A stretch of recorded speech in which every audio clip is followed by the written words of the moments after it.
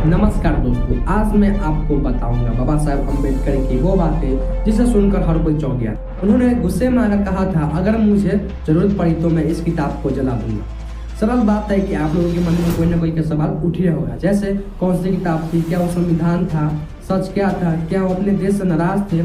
यह सब जानकर आपको पता चलेगा कि उनका गुस्सा आपकी भलाई के लिए था, न कि देश के खिलाफ।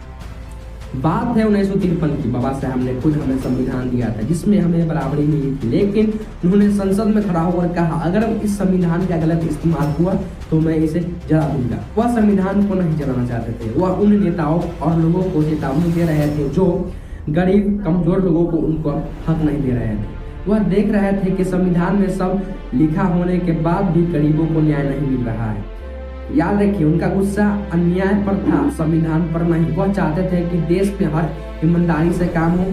अब बात करते हैं उस दूसरी किताब की जो देश में भूचाल ला सकती थी। इसका नाम था जाति का विस्नार। चलिए सरल शब्दों में समझते हैं। बाबा साहब ने यह किताब जातिवाद को पूरी तरह से खत्म करने के लिए लिखा था। उन्होंने साफ साफ कहा था कि जब तक हम पुरानी परंपराओं को नहीं छोड़ेंगे तब तक हम आगे नहीं बढ़ सकते हैं।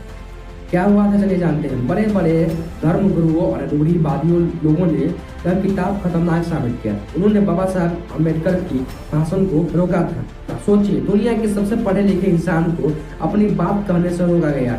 यह दिखता है कि सच्चाई बोलने के लिए उन्हें कितना बड़ा संघर्ष करना पड़ा। तो दोस्तों, बाबा साहब अम्बेडकर का गुस्सा उनका दर्द था।